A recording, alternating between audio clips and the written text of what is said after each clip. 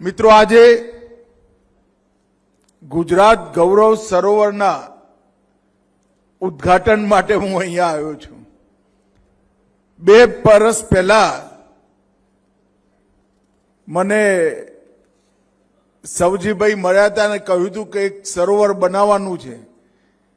સવજીભાઈનું તો કેવું છે ભાઈ, 208 સરોવર બનાવ્યા, કોઈને ખબર જ ના પડે કયું છે, પણ એમને કહ્યું કે એવું સરોવર બનાવવાનું છે કે ઊંચાઈથી જોઈને હૃદય આનંદિત થઈ જાય તમારું।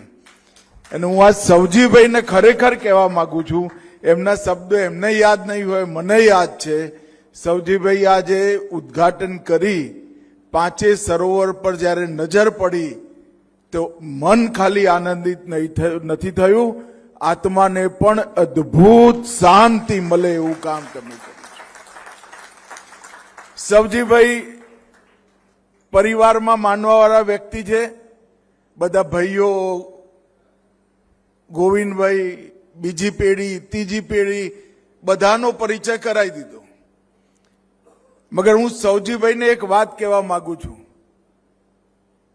સવજીભાઈ મત્સ્ય પુરાણ જેને વાંચ્યું છે એને ખબર હશે કે કૂવો કોઈ કરાવે ગામમાં તો એને ખૂબ પુણ્ય મળે, એક વાવ કરાવે તો 10 કૂવા જેટલું પુણ્ય મળે, એક પુત્ર એનો સારો પાકે, એક દીકરો સારો પાકે તો 10 વાવ જેટલું પુણ્ય વ્યક્તિને મળે, અને એક તળાવ બનાવે તો 10 દીકરાઓ જેટલું પુણ્ય તમે કમાઓ। આ મત્સ્ય પુરાણનું વિધાન છે। એ જમાનામાં મત્સ્ય પુરાણમાં વર્ણન કર્યું હતું કે ચોમાસાના 4 મહિના 4 મહિના વરસાદ આવે, 4 મહિના રોજ વરસાદ આવે, પણ ક્યારેક એવો વરસાદ આવે જે પાણી નાખી એટલું દે કે પાણી દરિયામાં જાય। પણ આજે તો જુદું થયું, વરસાદ હવે એવો જ આવે, કોઈએ છત્રી નથી ઉગાડવી પડતી। એક દાડો ઘરમાં બેસી રહ્યો તો ચોમાસું પૂરું થઈ જાય, આવે ત્યારે એકદમ ખાબકે અને બાકીના 3 મહિના કોરું ધાકોર હોય। અને એ વખતે આ તળાવોનું મહત્વ ખૂબ વધી જાય। આયેલો વરસાદ એનું ટીપે ટીપું જો આપણે સાચવવાની વ્યવસ્થા કરીએ, ધરતીમાં ઉતારવાની વ્યવસ્થા કરીએ તો આપણા પૂરા દેશ અને પ્રદેશમાં કોઈ દિવસ દુકાળના ડાકલા ના વાગે ભાઈ। મને યાદ છે 1985, 86, 87 3 વર્ષ સરંગ ગુજરાતમાં દુકાળ પડેલો। કોંગ્રેસની સરકારથી રફારેશ્વરના મોટા ગોટાળાઓ એમાં થયા હતા। અમે બધા જુવાનિયા હતા। નરેન્દ્રભાઈ અમારા નવા સંગઠન મંત્રી બન્યા હતા, એમને ન્યાય યાત્રાઓ કાઢી હતી।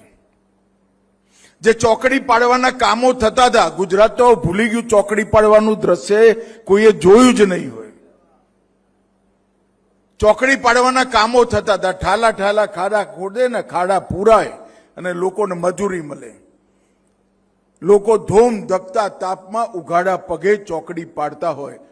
અમે અમદાવાદથી સૌરાષ્ટ્રના વિસ્તારમાં, મને રાજકોટ ગ્રામ્ય વિસ્તાર આપ્યો તો, 1-250 ગ્રામ સુખડી અને 2 જૂના ચંપલ લોકોના ઘરેથી ઉઘરાઈ વેચવા આવતા હતા ભાઈ। અને એ વખતે પાછા જતા એસટીમાં બેસવા રાજકોટ હું ગયો ત્યારે રાજકોટની અંદર જે પરબ હતી, 2.5 ફૂટ નીચે નર લઈ ગયેલા ખાડો ખોદીને, 2.5 ફૂટ નીચે। મેં પેલો આ નર કેમ ખાડામાં રાખ્યો છે કે લેવલ પર તો પાણી જ નથી આવતું, એવી સ્થિતિ હતી। 2001માં નરેન્દ્રભાઈ મુખ્યમંત્રી બન્યા અને જોતા જોતા જોતા આખું સૌરાષ્ટ્ર, આખું ઉત્તર ગુજરાત પાણીથી તરબરોળ થઈ ગયું અને દુકાળ ભૂતકાળ બન્યું। કલાપી એક વાર્તા લખી, કવિતા લખી કે રાજા જેવો હોય એવું પ્રજાનું ભાગ્ય હોય। ખૂબ સુંદર કવિતા છે। રાજા એક દિવસ ઘોડા પર બેસી ગામમાં ગયા, ખેતરમાં ઉભા રહ્યા, એક માં હતી અને કોઈ માવડી થોડું તરસ લાગી છે, એ ઓળખતી નથી રાજાને. એને શેરડી કાપી અને રસનો ધોધ થયો અને રાજાને કહ્યું, ખોબો ધર ભાઈ, તારી તરસ છીપાઈ દે, પાણીમાં શું પીવું તું, તને હું શેરડીનો રસ પીવડાવું. રાજાના મનમાં વિચાર આવ્યો કે માનું આખું ખેતર શેરડીથી ભરેલું છે, કેટલી સમૃદ્ધ માં છે.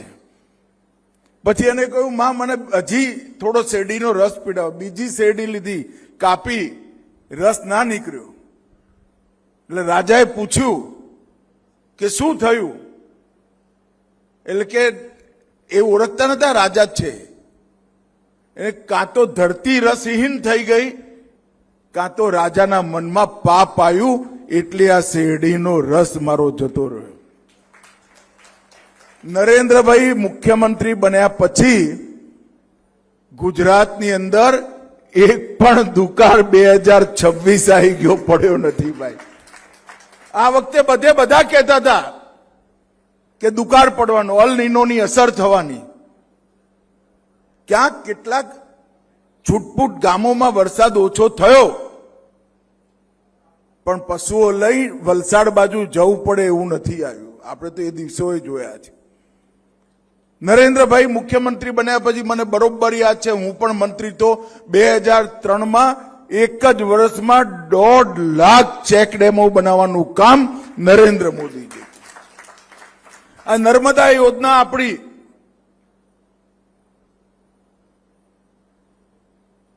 ,1964માં એનો ભૂમિપૂજનનો પથરો જવાહરલાલ નહેરુ મૂકી ગયા હતા. 64માં મારો જન્મ થયો. એના દરવાજા નરેન્દ્રભાઈ વડાપ્રધાન બન્યા ત્યારે ખોલવામાં આવ્યા અને નર્મદાનું પાણી આ તો સમગ્ર સૌરાષ્ટ્ર, કચ્છ, ખાવડા સુધી પહોંચાડ્યું. પાણી વધતું હતું તો સૌની યોજના બનાવી અને વધારાનું પાણી સૌની યોજનાના માધ્યમથી સૌરાષ્ટ્રના ડેમો અને સૌરાષ્ટ્રની નદીઓમાં નાખવાનું કામ કર્યું. 10,000 સરોવર ઉત્તર ગુજરાત, મધ્ય ગુજરાતના નર્મદાથી ભરવાનું કામ કર્યું. અને સવજીભાઈ જેવા કેટલાય લોકોને પ્રેરણા આપી સેંકડો તળાવો બનાવવાનું કામ નરેન્દ્ર મોદીજીના નેતૃત્વમાં. વડાપ્રધાન બન્યા, જલ શક્તિ મંત્રાલય એની રચના નરેન્દ્ર મોદી સાહેબે કરી. જલ એ જીવન, અનેક સંતો કહેતા ડાયરા કર્યા, પણ સરકારે જલ શક્તિ મંત્રાલયની ક્યારેય સ્થાપના નથી કરી. નરેન્દ્ર મોદી સાહેબે જલ શક્તિ મંત્રાલયની સ્થાપના કરી અને દેશભરમાં જેટલા ડેમ હતા 1 રૂપિયો ખર્ચો કર્યા વગર ગાદ કાઢી સિંચાઈની ક્ષમતા 160% વધારવાનું કામ નરેન્દ્ર મોદીજીએ કર્યું. Drip irrigation system, sprinkler irrigation system, catch the rain અભિયાન, ટીપે ટીપું જમીનમાં પાછું જાય એની વ્યવસ્થા કરી. આજે હું આવતા સવજીભાઈને પૂછતો હતો કે ભાઈ આ તમે ગાગડિયા નદી નવી ફરીવાર પુનર્જીવિત કરી, આ 21 એકરનું એક 360 મીટર લાંબુ, 260 મીટર પહોળું અને 4 મીટર ઊંડું તળાવ બનાવ્યું. કરોડો ગેલન પાણી આની અંદર થવાનું. જિલ્લામાં શું અસર થઈ? ત્યારે એમને કહ્યું કે સાહેબ અમારા પાણીના તર 500 ફૂટ ઉપર આવી ગયા અને આજે કુવા જીવતા થઈ ગયા. બોરવેલ બનાવવો ના પડે એવા પ્રકારની વ્યવસ્થા કરી અને 208 સરોવર એક જીવનમાં બનાવવા એ બહુ મોટી વાત છે. છતાંય નમ્રતા જુઓ ભાઈ. સવજીભાઈ કહ્યું મેં તો અરજી નથી કરી, મને પદ્મશ્રી આપી દીધો. સવજીભાઈ 208 સરોવરને જલ સંચય માટે આટલું કામ કર્યા પછી તમારે અરજી કરવી પડે તો અમારી સરકાર નકામી ગણાય, સરકારને જો ના દેખાય. પદ્મશ્રી, પદ્મભૂષણ, પદ્મ વિભૂષણ, ભારત રત્ન, આ બધા પુરસ્કારો પરિવાર માટે નથી, ઓળખીતા પારખીતાઓ માટે નથી. આ પુરસ્કારો એમના માટે છે જે પ્રશંસાની ઈચ્છા રાખ્યા વગર સમગ્ર જીવન ભારત માતાના સૌ ગરીબો માટે જે વાપરે એના માટે છે. અને સમગ્ર સૌરાષ્ટ્રમાં આ સંસ્કાર પાણી બચાવવાના આજે નવી પેઢી જોડે પણ પહોંચ્યા છે. અને હજારો સંતોએ, હજારો ડાયરા કરવાવાળા લોક કલાકારોએ પાણીની જરૂરિયાતને લોકો સુધી પહોંચાડવાનું કામ કર્યું છે. મિત્રો, હું આજે અહીંયા આવ્યો છું ત્યારે ગોવિંદ કાકાની એ વાત કરવા માંગુ છું. ગોવિંદ કાકાને એક દિવસ મેં વહેલી સવારે ફોન કર્યો હતો કે ભાઈ તમારે રાજ્યસભામાં જવાનું છે. એ કે સાહેબ હું ત્યાં જઈને હું કરીશ? અરે મેં કઈનું કંઈ કરજો, તમે આવી જાઓ. મોદી સાહેબે જ કહેવડાવ્યું છે ને, મોદી સાહેબની ખાસ ઈચ્છા છે કે ગોવિંદભાઈ રાજ્યસભામાં. પછી હું સુરત ગયો હતો. સુરતની નજીક નિઝર, ઉચ્છલ, ડાંગ, છેક વલસાડ સુધી ધર્મ પરિવર્તનનું કામ ખૂબ જોરમાં ચાલ્યું. એ વખતે ગોવિંદભાઈને કેટલાક લોકોએ ભેગા થઈ દરેક ગામમાં હનુમાનજીનું મંદિર, સત્સંગ અને નિશારો બનાવવાની શરૂઆત કરી. તો ગોવિંદભાઈ મને ફોન કર્યો કે તમે સવારે નાસ્તો કરવા અમારા જે બધા લાગ્યા છે એની સાથે રહો તો ઉત્સાહ વધશે. તો આયા હતા મળવા, મેં બેસાડી દીધા દરવા.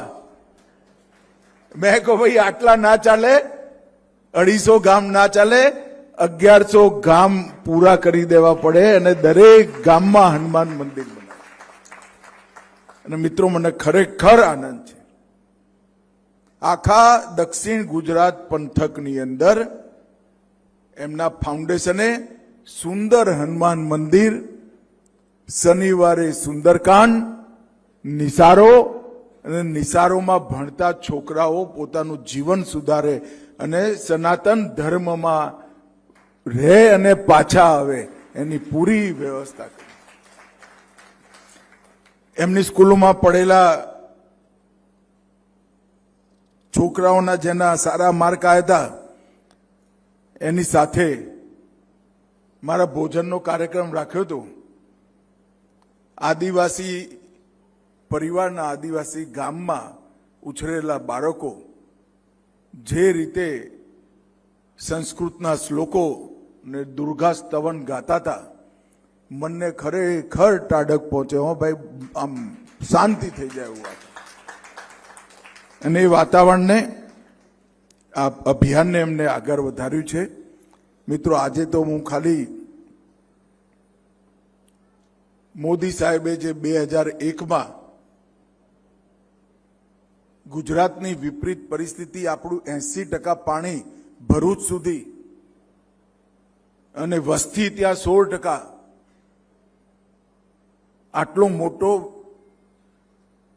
વિરોધાભાસ, જ્યાં 85% વસ્તી ત્યાં 14% પાણી, આ વિરોધાભાસને માનવ બળથી, લોક જાગૃતિથી એક લોકોમાં આંદોલન ઊભું કરી સમતલ કરવાનો પ્રયાસ કર્યો.